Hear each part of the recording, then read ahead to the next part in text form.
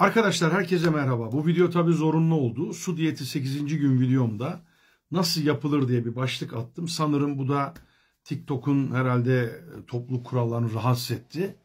Neymiş? İnsanları yanlış beslenmeye, yanlış yönlendiriyormuşuz gibi. Halbuki biz burada bir tavsiyede değil deneyimlerimizi paylaşıyoruz. Onca küfür, kıyamet, onca ucube videoların arasında TikTok'un bize böyle bir ihtar vermesini de açıkçası şiddetle kınıyorum. 3,5 yıldır bu platformda canlı yayın yapan ve çok nadir de olsa içerik üreten bir kişi olarak insanlar da hani birinci, ikinci, işte 5, 6 var, 9 var, 8 niye yok diye. Çünkü beni takip eden insanlar o 8. günü niye yok diye şaşırabilirler. Ya da yeni takibe gelenler, biz yeni fark edenler. Ben de su diyeti 8. gün videosuna bir başka konuyu ele alarak en azından tekrar duvarımda sizlerle paylaşmak istedim. Tabii TikTok'a bu arada itirazımızı yaptık ama çok kabul edeceklerini zannetmiyorum.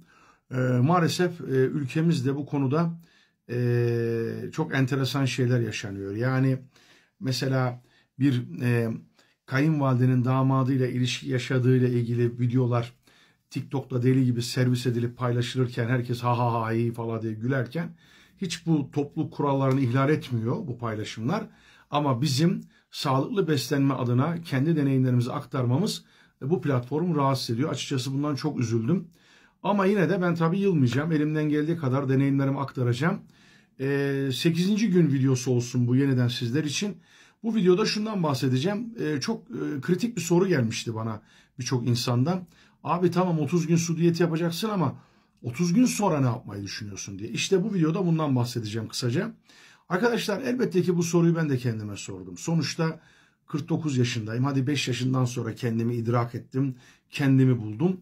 Ama bugüne kadar yani 5 yaşından 49 yaşına kadar 44 yıldır abi ne bulduysak yedik abi. Çöplük gibi olduk yani. Tatlı demedik, tokuz demedik, açız demedik. Ya sofradan yeni kalktık demedik.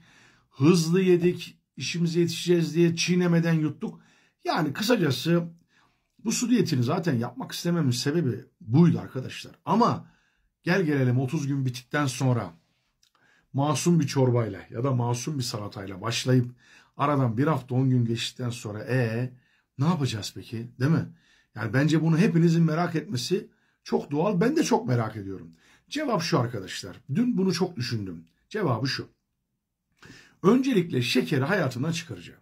Yani su diyetinden tekrar normal beslenmeye döndüğümde işte baldı, reçeldi, işte yok efendim hazır paket tatlılardı, bisküvilerdi, çikolatalardı.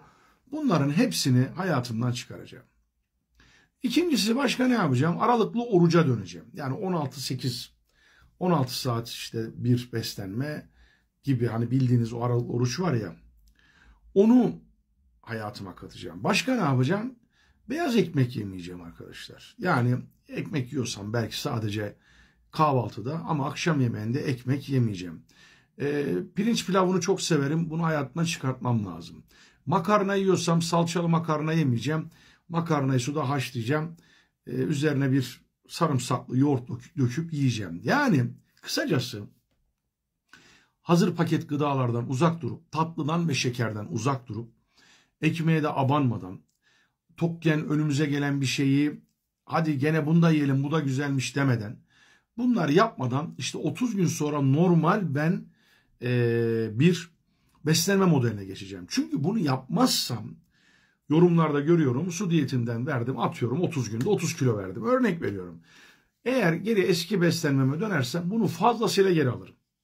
Bunu hiç kaçar yok. Bunun farkındayım. Hoş ben zaten su diyetine vücut detoksu için bu yola çıktım. Hani kendimi aç bırakayım da 30-20 kilo vereyim. Aman yaza rahat gireyim. Giydiğim mayoya kızsın. Şöyle vücudum toparlansın. Hiç bu kafayla yapmıyorum ben. O nedenle yani bence siz de tahminim böyle düşünüyorsunuzdur.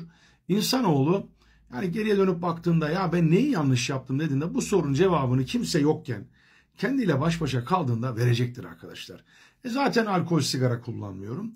Ve bunlar da benim en büyük avantajım. Bunu yaparak sanıyorum 30 gün sonra normal hayatıma dönebileceğim. Bu videoya özellikle daha fazla beğeni, yorum ve paylaş bekliyorum. TikTok'un inadına. Çünkü ben topluluk kurallarını ihlal edecek videolar çekmiyorum. Kendi yaptığım bir deneyimi burada insanlarla paylaşıyorum. Sizden de bu konuda beni takip eden, seven kardeşlerimden özellikle bu videoya çok destek bekliyorum. Hayırlı akşamlar diliyorum. Allah'a emanet olun. Hayırlı pazarlar diliyorum.